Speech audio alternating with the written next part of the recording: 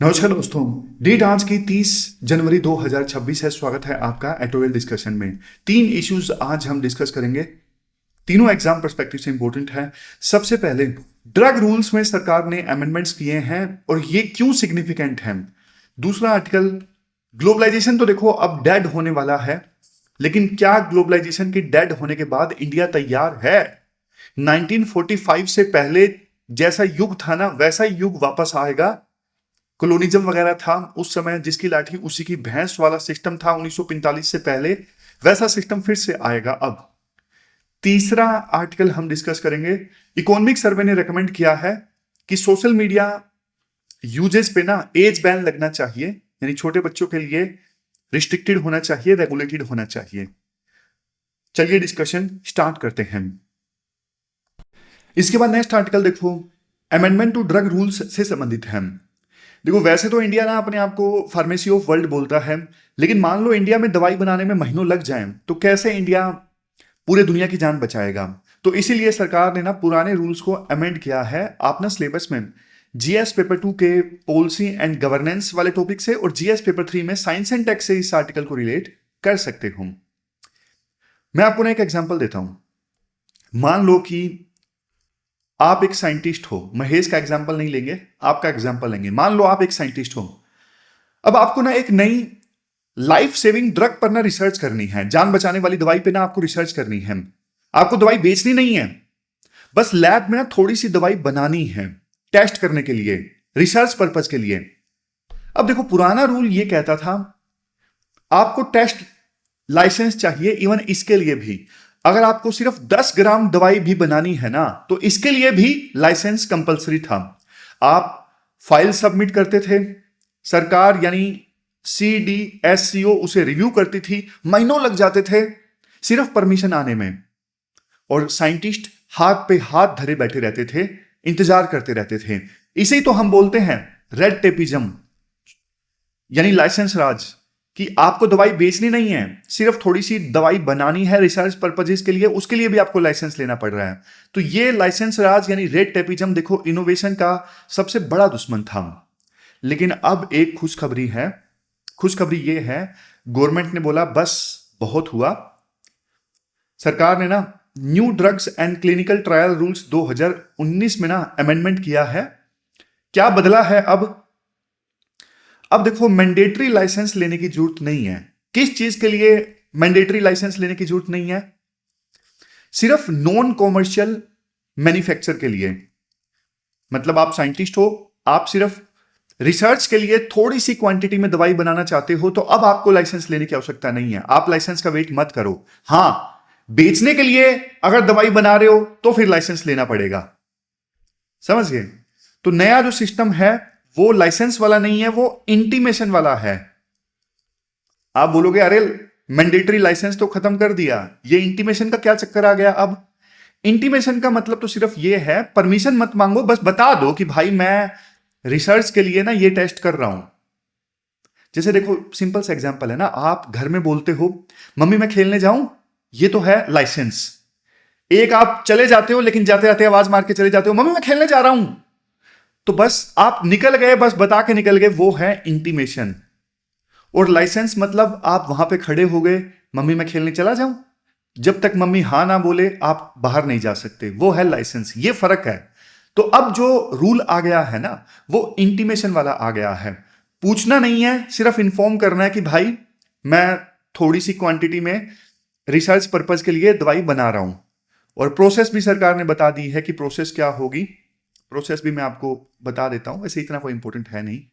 एक पोर्टल है सुगम पोर्टल। सुगम पोर्टल पे साइंटिस्ट जाएंगे, यहां पे CDSCO का ऑनलाइन पोर्टल होगा, वहां पे नोटिस ऑफ इंटेंट सबमिट करना है कि मेरी ये इंटेंट है, इसके साथ में मैं दवाई बना रहा हूं थोड़ी सी क्वांटिटी में। तो जैसे ही एक्नॉलेजमेंट आ जाएगा, काम स्टार्ट। तो ये सिर्फ इंटीमेशन है। अब इसका इंपैक्ट क्या होगा? इंपैक्ट देखो इसका बहुत जबरदस्त होगा। जो ड्रग डेवलपमेंट टाइमलाइन है उसमें देखो 3 महीनों की कमी आएगी, मतलब 3 महीने बच जाएंगे ड्रग डेवलपमेंट टाइमलाइन में। आप सोच के देखो कोविड-19 की महामारी में 3 महीने कितने ज्यादा इंपॉर्टेंट थे। तो ये देखो ईज ऑफ डूइंग बिजनेस का ना बेस्ट एग्जांपल होगा, आप कह सकते हो। फिर राइटर ना आर्टिकल में दो भारी भरकम वर्ड इस्तेमाल करते हैं। मैं आपको वो वर्ड्स बताता हूं, एक सेकंड रुको।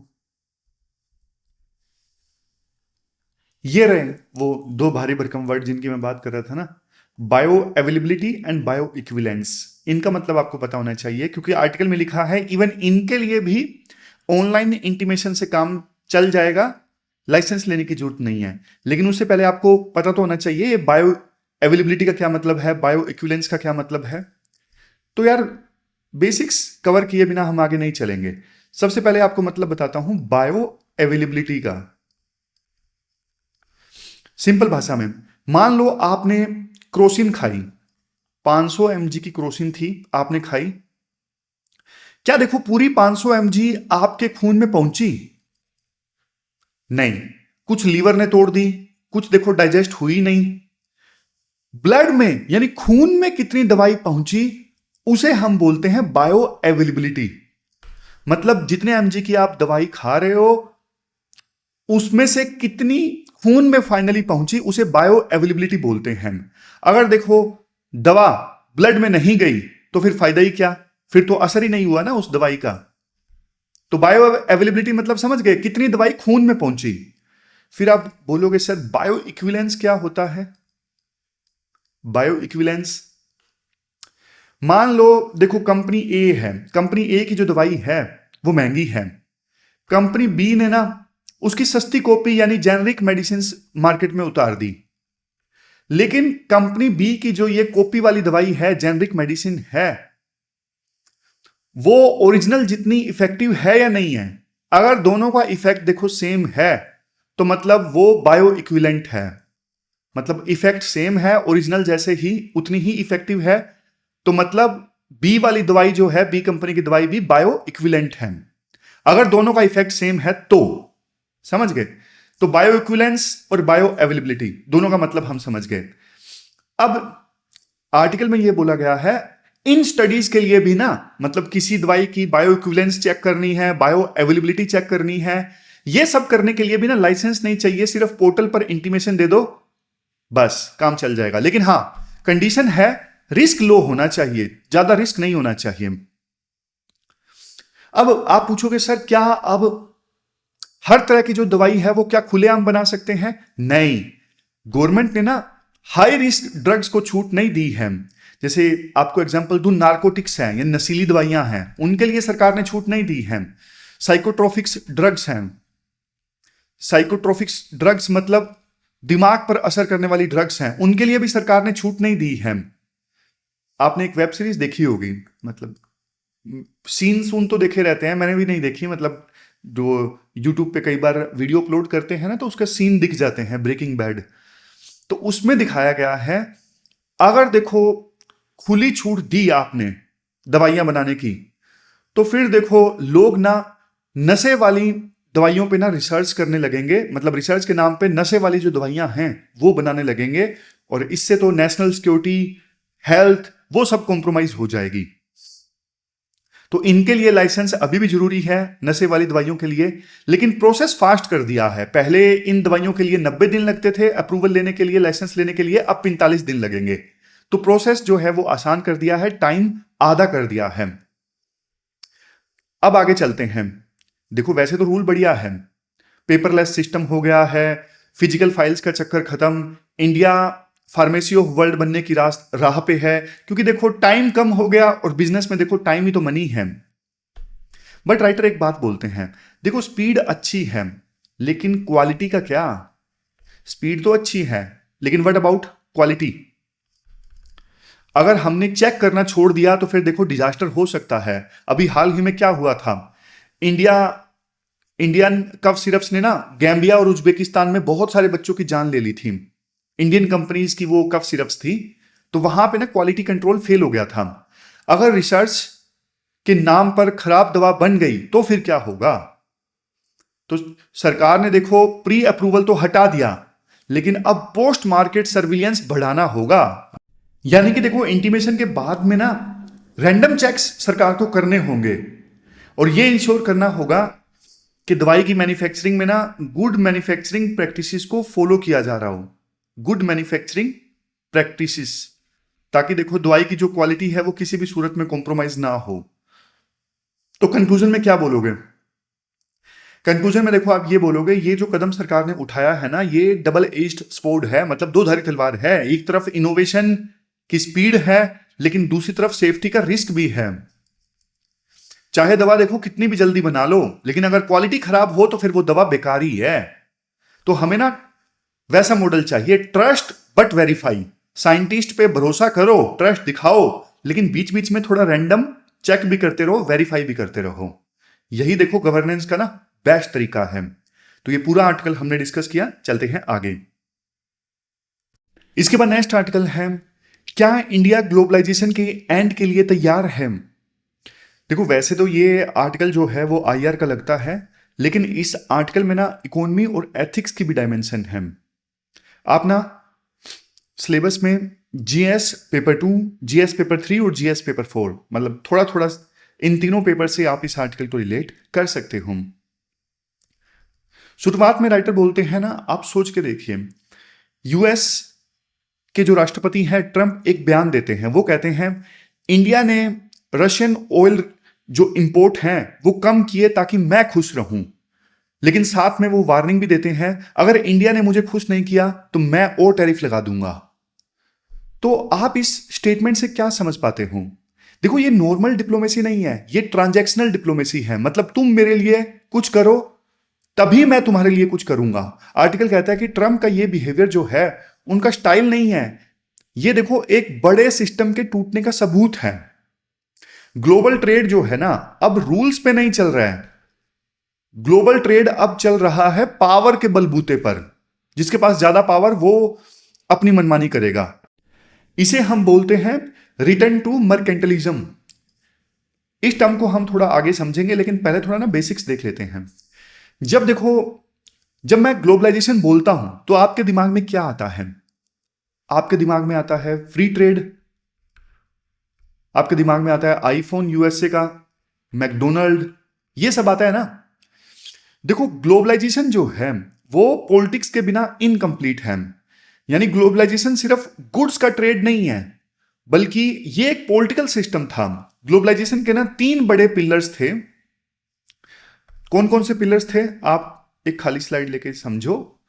सबसे पहला पिलर ग्लोबलाइजेशन का था लिबरलाइजेशन, मतलब लिबरलिज्म। ग्लोबलाइजेशन का पहला पिलर कौन सा? लिबरलिज्म, मतलब आजादी, मार्केट की आजादी और इंडिविजुअल की आजादी। ग्लोबलाइजेशन का दूसरा पिलर डेमोक्रेसी यानी लोकतंत्र। तीसरा पिलर ग्लोबल कोऑपरेशन, मतलब विभिन्न देशों का ना मिलजुल कर काम करना। तो ग्लोबलाइजेशन के ये 3 मेन पिलर्स थे। एक जमाना था देखो जब ये माना जाता था कि अगर हम ट्रेड करेंगे तो लड़ाई नहीं होगी। इसे मतलब पॉलिटिकल साइंस में ना इसे लिबरल पीस थ्योरी बोलते हैं, कि जब 2 देशों के बीच में ट्रेड बढ़ता है ना तो लड़ाई की संभावना कम हो जाती है। बट राइटर बोलते हैं आज वो दौर जा चुका है। आज ऐसा नहीं है, आज बल्कि ट्रेड को भी एक हथियार के तौर पे इस्तेमाल किया जा रहा है, ट्रेड को भी एक वेपन के तौर पे इस्तेमाल किया जा रहा है। देखो थोड़ा और अगर हिस्ट्री में चलें हम, ताकि कंटेक्स्ट जो है आपको और ज्यादा अच्छे से समझ में आए। दुनिया 1945 से पहले कैसे थी? देखो वैसे तो दुनिया 1945 से पहले भी ग्लोबल थी, लेकिन ना वो फ्री नहीं थी। मतलब 1945 से पहले ना दुनिया फोर्स के बलबूते पर चलती थी। जैसे आपको एग्जांपल देता हूं, ब्रिटिशर्स जो थे ना वो इंडिया से देखो रॉ मटेरियल ले जाते थे और अपना जो बना बनाया माल जो था ना वो इंडिया में भेज देते थे। तो ये एक तरफा ट्रेड था। एक तरफा ट्रेड ब्रिटिशर्स इंडिया के साथ किया करते थे। ये सिर्फ इंडिया और ब्रिटेन का एग्जाम्पल है, बाकी यूरोपियन कंट्रीज दूसरे कॉलोनियल कंट्रीज के साथ में ऐसा ही कर रहे थे। तो जो अमीरी है वो देखो नॉर्दर्न कंट्रीज के पास में चली गई, और जो साउदर्न कंट्रीज थे ग्लोबल साउथ वाले वो कॉलोनीज की तरह एक्सप्लॉइट होते रहे, वहां पे गरीबी आती गई, गरीबी आती गई। तो ये 1945 से पहले की सिचुएशन थी।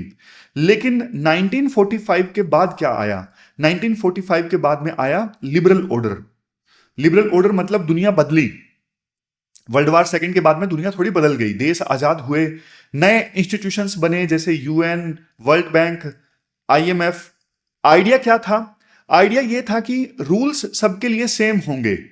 मतलब अगर कोई पावरफुल देश भी कुछ करता था ना, तो वो देखो ब्लंटली नहीं करता था, वो भी यूएसए जैसा पावरफुल देश भी फिर ह्यूमैनिटी का बहाना बना के करता था, ह्यूमैनिटी का बहाना बनाता था, या फिर देखो डेमोक्रेसी के नाम पे करता था कि हम डेमोक्रेसी लेके आ रहे हैं।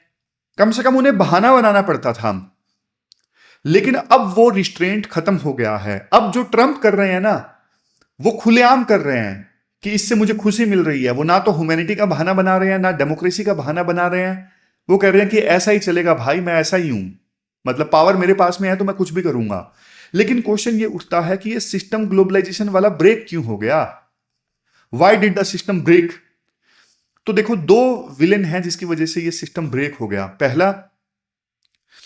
पहला है इनइक्वालिटी, असमानता। ग्लोबलाइजेशन ने देखो वेल्थ तो बहुत क्रिएट की, लेकिन किसके लिए? किसके लिए वेल्थ क्रिएट की?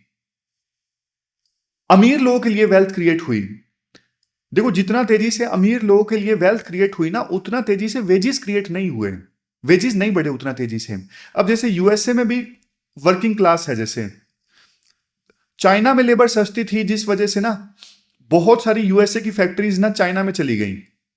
चाइना में चली गई तो इस वजह से यूएसए के वर्किंग क्लास की जॉब चली गई, या फिर उनके वेजेस नहीं बढ़े। तो यूएसए के वर्किंग क्लास ने बोला कि भाई हमें ग्लोबलाइजेशन नहीं चाहिए, हमें अपनी जॉब वापस चाहिए, हमें चाहिए हमारे वेजेस बढ़े। तो ट्रंप ने इसी चीज का फायदा उठाया और इसी वजह से तो ट्रंप जीते। तो इनइक्वालिटी एक मेजर रीजन जिसकी वजह से ग्लोबलाइजेशन वाला सिस्टम टूटा। दूसरा है राइज ऑफ चाइना। चाइना ने देखो ग्लोबलाइजेशन का ना बहुत फायदा उठाया, लेकिन ग्लोबलाइजेशन के ना रूल्स फॉलो नहीं किए। चाइना ने क्या किया? ग्लोबल मार्केट्स का ना एक्सेस तो ले लिया, मतलब ग्लोबल मार्केट्स में अपना सामान तो भेजने के लिए अप्रूवल ले लिया डब्ल्यूटीओ ज्वाइन करके, लेकिन अपने घर में स्टेट कंट्रोल चाइना ने बना के रखा। आज देखो गूगल है, ट्विटर जैसी कंपनीज है, चाइना में कहां है ही नहीं। अमेजोन भी चाइना में नहीं है। तो चाइना ने दूसरे देशों की मार्केट्स का फायदा उठाया, लेकिन अपने देश की मार्केट को ओपन नहीं किया। वहां पे पूरा स्टेट कंट्रोल उन्होंने मेंटेन करके रखा है, लेबर के ऊपर, इंफॉर्मेशन के ऊपर, कैपिटल के ऊपर, हर चीज के ऊपर चाइना का स्टेट कंट्रोल है। तो मॉडल समझ गए क्या है? चाइना ने दुनिया को अपना माल बेच दिया, लेकिन दुनिया का माल अपने यहां पे नहीं आने दिया। यही तो है मर्केंटलिज्म। जो ब्रिटिशर्स इंडिया के साथ करता था, चाइना ने दुनिया के साथ किया। इससे क्या हुआ? इससे यह हुआ कि चाइना ने इतनी पावर जमा कर ली कि वो अब अमेरिका को चैलेंज कर रहा है। और इसने ना जो गरीब देश हैं, मतलब इंडिया जैसे जो देश है ना, उन देशों की इंडस्ट्रीज को मार दिया चाइना ने। हम चाइना से कंपटीशन नहीं कर पाए। क्यों? क्योंकि देखो उनकी गवर्नमेंट ना वहां की कंपनीज को ना बहुत ज्यादा सब्सिडी देती है, लेकिन हमारे देश की सरकार लोकल कंपनीज को उतनी सब्सिडी नहीं देती है। तो हमारी कंपनीज चाइना की कंपनीज का मुकाबला कैसे करेंगे? समझ गए? ये दिक्कत है। तो दो मेन विलेन है जिसकी वजह से ग्लोबलाइजेशन टूटा। एक तो इनइक्वालिटी, दूसरा चाइना। आज देखो हम जिस दुनिया में आज हम रह रहे हैं ना, उसे हम बोलते हैं मर्केंटलिज्म। डेफिनेशन क्या है मर्केंटलिज्म की? वैसे देखो ये एक पुराना इकोनॉमिक थॉट है जो ये मानता है कि ट्रेड जो है ना वो एक वार है। एक्सपोर्ट जितना ज्यादा आप करोगे उतना ज्यादा आपके पास में पावर है, उतनी ज्यादा आपके पास में स्ट्रेंथ है। और इंपोर्ट वीकनेस की निशानी है। इंपोर्ट वीकनेस की निशानी है। और सेल्फ सफिशिएंसी ही सब कुछ है। आप अपने आप में सेल्फ सफिशिएंट हो, दैट इज एवरीथिंग, ये सब कुछ है। तो इस सोच पे चलता है मर्केंटलिज्म। आज देखो हर देश जो है ना वो अंदर देख रहा है, वो इनवर्ड लुकिंग हो गया है। यूएसए बात कर रहा है अमेरिका फर्स्ट की, इंडिया बात कर रहा है आत्मनिर्भर भारत की, यूरोप बात कर रहा है स्ट्रेटेजिक ऑटोनॉमी की। समझ गए? तो आज हर देश अपने अंदर झांक रहा है, वो दूसरे देशों पर डिपेंड नहीं होना चाहता। ये सब हमने डिस्कस कर लिया। फिर इसके बाद राइटर ये बोलते हैं, देखो पहले ना डेवलपिंग कंट्रीज मिलजुल कर आवाज उठाते थे। लेकिन ना अब जो मल्टीलेटरल इंस्टीट्यूशंस है ना, डब्ल्यूटीओ जैसे, वो फेल हो रहे हैं। मदद अब मिलती नहीं डेवलपिंग कंट्रीज को, गरीब देशों को मदद मिलती भी तो है, वो कंडीशनल हो गई है। जैसे अगर क्लाइमेट चेंज पर बात करनी है ना, तो अब डेवलपिंग कंट्रीज की जो यूनिटी है ना, वो भी टूट रही है। इवन क्लाइमेट चेंज जैसे मुद्दों पर भी डेवलपिंग कंट्रीज की एकता नहीं है, यूनिटी नहीं है। लेकिन सबसे इंपॉर्टेंट बात, भारत कहां खड़ा है। राइटर ने ना एक बहुत पावरफुल लाइन बोली है। देखो, भारत इग्नोर करने के लिए ना बहुत बड़ा है, लेकिन मैटर करने के लिए बहुत गरीब है। बहुत गहरी बात है ये। मतलब वैसे देखो, भारत इतना बड़ा है कि इसे इग्नोर नहीं किया जा सकता, लेकिन हां, उतना अमीर भी नहीं है कि भारत मैटर करे दुनिया में। तो इंडिया की क्या प्रॉब्लम्स हैं? इंडिया की देखो, सबसे पहली प्रॉब्लम तो है मिस्ड अपॉर्चुनिटी। मिस्ड अपॉर्चुनिटी में आपको भी पता है क्या बोलेंगे राइटर, अब तो हमें रट गया ये पॉइंट। डेमोग्राफिक डिविडेंड हमने वेस्ट कर दिया। 4-5 साल पहले मैं तैयारी करता था ना, तब तो यूं आता था जैसे डेमोग्राफिक डिविडेंड अभी इंडिया के पक्ष में है। अब तो राइटर्स बोलना स्टार्ट कर दिया है, राइटर्स ने, कि डेमोग्राफिक डिविडेंड हमने वेस्ट कर दिया है। शुरू हो गए हैं राइटर्स ये बोलना कि डेमोग्राफिक डिविडेंड हमने वेस्ट कर दिया है। देखो, हम ना हमारे यूथ को ना प्रोडक्टिव कैपेसिटी नहीं दे पाए, मतलब उन्हें प्रोडक्टिव कैपेसिटी में बदल नहीं पाए। आज भी हमारे यूथ के पास में हाई क्वालिटी जॉब्स नहीं है। हमारा समाज आज कैसा दिखता है? एक बहुत छोटी सी टॉप है जिसपे अमीर लोग बैठे हैं। ये मान लो इनकम के मामले में ऐसा पिरामिड दिखता है। टॉप पर बैठे जो अमीर लोग हैं, उनके पास में बहुत पैसा है, बहुत पावर है। बाकी देखो, नीचे वाले तो गरीब ही हैं, पावरलेस हैं। तो ग्रोथ सबको बराबर नहीं मिली। टॉप 1% अमीर लोगों के पास में ना 40% वेल्थ है। लेकिन कुछ एरियाज में हम अभी भी अच्छे प्लेयर बन चुके हैं, जैसे डीपीआई है, डिजिटल पब्लिक इंफ्रास्ट्रक्चर हमारे देश में बढ़िया है। यूपीआई है हमारे देश में, आधार है, ये वर्ल्ड क्लास है। दूसरे नंबर पे रिन्यूएबल एनर्जी, सोलर अलायंस हमने बनाया, अच्छी कोशिश कर रहे हैं हम रिन्यूएबल एनर्जी के मामले में। तीसरा सर्विस सेक्टर। सर्विस सेक्टर में राइटर एग्जांपल देते हैं आईटी सेक्टर का, लेकिन अब वो भी एआई की वजह से थोड़ा खतरे में है।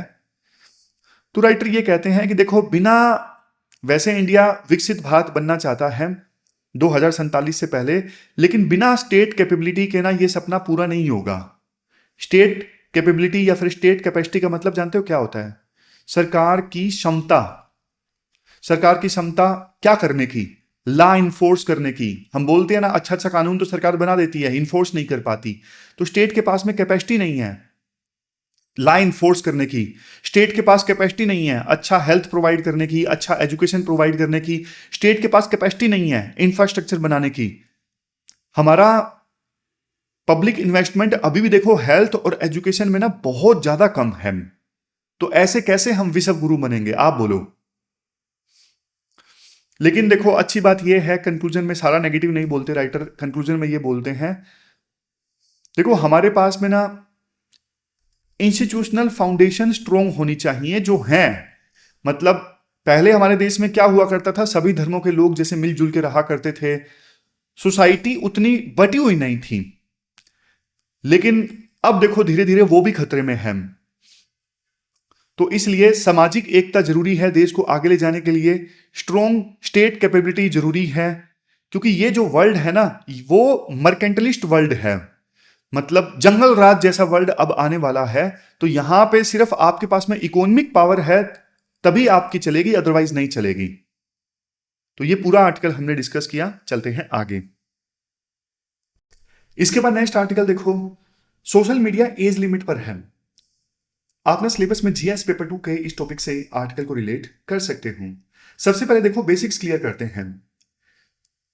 देखो, इकोनॉमिक सर्वे 2025-26 ने ना ये बोला है, गवर्नमेंट को ना सोशल मीडिया यूज करने के लिए ना एज लिमिट लगानी चाहिए। इकोनॉमिक सर्वे ना एक वर्ड यूज करता है, डिजिटल एडिक्शन। डिजिटल एडिक्शन समझना जरूरी है, एडिक्शन काम कैसे करता है। देखो, सोशल मीडिया एप्स ना स्लॉट मशीन जैसे डिजाइन किए जाते हैं। आप एक टर्म समझो, डोपामाइन लूप। डोपामाइन लूप, जब आप देखो स्क्रॉल करते हो ना सोशल मीडिया को, तो ब्रेन को क्या मिलता है? ब्रेन को इनाम मिलता है और डोपामाइन रिलीज होता है। तो कंपनीज चाहती हैं कि आप ना स्क्रीन से चिपके रहो, लगातार आप स्क्रॉल करते रहो और डोपामाइन के ना लूप में आप फंसे रहो। तो इकोनॉमिक सर्वे 2025-26 ने ना साफ कहा है, यंग यूजर्स ना कंपल्सिव यूज का शिकार हो रहे हैं। कंपल्सिव मतलब ना चाहते हुए भी वो फोन उठा लेते हैं और लगातार सोशल मीडिया स्क्रॉल करने की वजह से ना बच्चों में वायलेंट और सेक्सुअल कंटेंट के एक्सपोजर का जो रिस्क है वो भी देखो बहुत ज्यादा बढ़ गया है। और इससे ना बच्चों की जो मेंटल हेल्थ है ना वो भी खराब होती है। सोच के देखो, अगर गवर्नमेंट इस पर एक्शन ले ले तो मेटा और गूगल जैसी कंपनीज जो है ना वो हिल जाएंगी। क्यों? क्योंकि इंडिया उनका सबसे बड़ा यूजर बेस है। उनका बिजनेस मॉडल ही अटेंशन इकोनॉमी पर टिका हुआ है कि यूजर्स की ज्यादा से ज्यादा अटेंशन हासिल की जाए। लेकिन आप ना ऑस्ट्रेलिया का एग्जांपल देखो। ऑस्ट्रेलिया ने देखो हिस्ट्री क्रिएट की थी। पिछले साल ऑस्ट्रेलिया दुनिया का पहला ऐसा देश बन गया था जिन्होंने ना minimum age for social media use को लागू कर दिया। अगर आप 16 साल से कम हो तो no Instagram, no Snapchat in Australia. वहां पे जो कानून आया था उसका नाम था ऑनलाइन सेफ्टी अमेंडमेंट एक्ट। यहां पे दिया भी होगा ऑनलाइन सेफ्टी अमेंडमेंट एक्ट, ये रहा। ये जो कानून आया था ना ऑस्ट्रेलिया में, इसके फीचर्स बहुत स्ट्रिक्ट हैं। इसमें देखो प्लेटफॉर्म की जिम्मेदारी फिक्स की गई है। मतलब पेरेंट्स पे ब्लेम नहीं होगा, टेक कंपनीज रिस्पॉन्सिबल है। अगर 16 साल से कम बच्चा सोशल मीडिया चलाता है तो कंपनीज को वेरीफाई करना पड़ेगा यूजर की एज कितनी है, और जो ऑलरेडी बच्चों के अकाउंट्स हैं उनको डीएक्टिवेट करने पड़ेंगे। नए अकाउंट्स बच्चे ना खोल पाए ये इंश्योर करना होगा, उन्हें रोकना होगा। सारी रिस्पॉन्सिबिलिटी प्लेटफॉर्म की, ना कि पेरेंट्स की। मतलब समझ गए? ये online safety amendment social media minimum age act, ये ऑस्ट्रेलिया का है। ऑस्ट्रेलिया ने देखो डेटा दिया, हाफ ऑफ यंग ऑस्ट्रेलियंस ना साइबर बुलिंग फेस करते हैं। इवन सोशल मीडिया के डिजाइन फीचर्स ऐसे हैं जो देखो उन्हें प्रेशर में डालते हैं, उन्हें रिस्क में डालते हैं। इसलिए सरकार ने बोला कि बस अब बहुत हो गया। तो ऑस्ट्रेलिया के बाद में ना ये ग्लोबल प्रेसिडेंट बन गया। इवन फ्रांस के एमपीज ने भी ना अभी ये मांग उठाई कि जो 15 साल से कम उम्र के बच्चे हैं ना उनके लिए सोशल मीडिया का यूज बैन होना चाहिए। मतलब पूरी दुनिया अब बिग टेक को रेगुलेट करना चाहती है, और हमारा देश भी इससे अछूता नहीं है। हमारे देश में भी जैसे देखो 2 राज्य हैं, आंध्र प्रदेश और गोवा।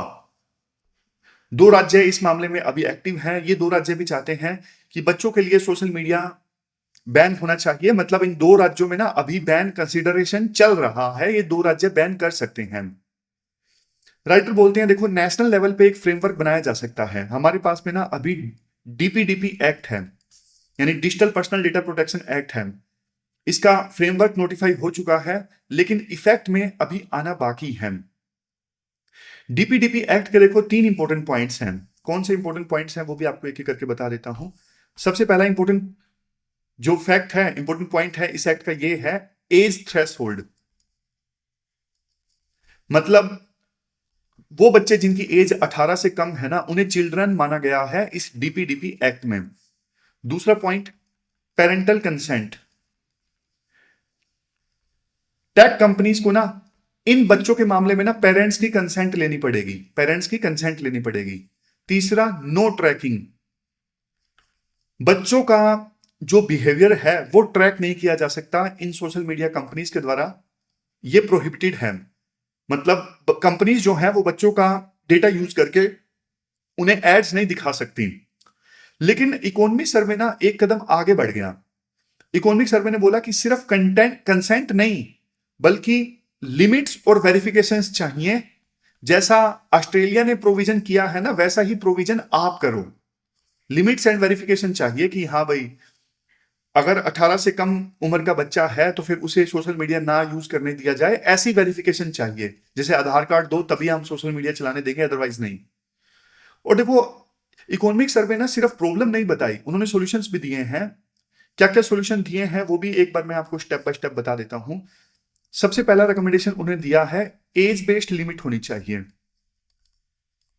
सरकार को पॉलिसी बनानी चाहिए कि एज के हिसाब से एक्सेस डिसाइड हो। जितना छोटा बच्चा उतने स्ट्रिक्ट रेगुलेशन होने चाहिए सोशल मीडिया कंपनीज के ऊपर। Next, tech responsibility. Tech responsibility मतलब प्लेटफॉर्म्स को जिम्मेदार बनाओ, उन्हें एज वेरिफिकेशन टूल्स लगाने होंगे और एज अप्रोप्रिएट डिफॉल्ट्स सेट करने होंगे। जैसे आपको एग्जांपल देता हूं, ऑटो प्ले वीडियो ऑफ होना चाहिए बच्चों के लिए, गैम्बलिंग एड्स जो हैं वो ब्लॉक होने चाहिए। तो बच्चों के हिसाब से टेक कंपनीज को ना रिस्पॉन्सिबिलिटी लेनी होगी। तीसरा, डिवाइस प्रमोशन। डिवाइस प्रमोशन इसमें क्या है, इकोनॉमिक सर्वे ने इस पॉइंट में बोला कि बच्चों को ना स्मार्टफोन मत दो, उन्हें बेसिक फोन प्रोमोट करो, उनके लिए ना बेसिक फोन्स प्रमोट करो, डम फोन्स, या फिर एजुकेशन ओनली टैबलेट्स उनको प्रोवाइड करो जिसमें देखो सोशल मीडिया इंस्टॉल ही ना हो सके। इससे क्या होगा, इससे देखो हार्मफुल कंटेंट जो है, जैसे वायलेंस वाला कंटेंट, एडल्ट कंटेंट, वो सब फिल्टर हो जाएगा। तो ये 3 सॉल्यूशंस देते हैं इकोनॉमिक सर्वे वाले। एज बेस्ड लिमिट लगाओ, जितना छोटा बच्चा स्ट्रिक्ट कंट्रोल उतना ही टेक रिस्पॉन्सिबिलिटी होनी चाहिए। और तीसरे नंबर पे वैसा डिवाइस प्रमोट करो बच्चों के लिए जो सिर्फ एजुकेशन वाला हो, उसमें सोशल मीडिया इंस्टॉल ना हो पाए। अब थोड़ा ना आप एक यूपीएससी एस्पायरेंट की तरह सोचो। देखो, एक ना फेमस साइकोलॉजिस्ट है जोनाथन हेडेड, उन्होंने एक बात बोली, साइकोलॉजिस्ट ने ना एक बात बोली, आज की जो जनरेशन है ना, एंसियस जनरेशन है। एंसियस कैसे? देखो, हम फिजिकल वर्ल्ड में ना तो ओवर प्रोटेक्टेड रहते हैं बच्चों के लिए, पार्क ले जाते हैं तब भी देखते रहते हैं कोई नुकसान ना हो, लेकिन ऑनलाइन वर्ल्ड में हम उन्हें खुला छोड़ देते हैं। वहां पे वो कितना ज्यादा उन्हें एक्सपोजर होता है वो आप सोच के देखो। हार्मफुल एक्सपोजर होता है ऑनलाइन वर्ल्ड में। फिजिकल वर्ल्ड में हम ओवर प्रोटेक्टेड रहते हैं, ऑनलाइन वर्ल्ड में हम अंडर प्रोटेक्टेड रहते हैं। तो ये पॉलिसी अगर इंप्लीमेंट भी होती है ना, तो चैलेंजेस देखो हमेशा रहेंगे। एज वेरीफाई कैसे करोगे? क्या आधार कार्ड से करोगे? आधार कार्ड तो फर्जी बनते हैं। अगर आईडी दिया तो प्राइवेसी कॉम्प्रोमाइज होगी, मतलब आधार कार्ड अगर बच्चे देंगे तो उनकी प्राइवेसी भी तो कॉम्प्रोमाइज होगी ना। बच्चे आजकल वीपीएन का यूज कर लेते हैं बैंक को बाईपास करने के लिए।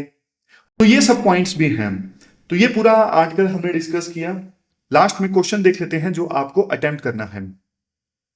ये क्वेश्चन आपको अटेम्प्ट करना है सोशल मीडिया यूज से संबंधित। 250 वर्ड्स में इस क्वेश्चन का आंसर देना है और 15 मार्क्स का ये क्वेश्चन है। तो ये थी हमारी आज की डिस्कशन। कल मिलते हैं फिर से एक नई डिस्कशन के साथ। तब तक आप अपना ध्यान रखिए, अच्छे से पढ़िए। Thank you very much for discussion.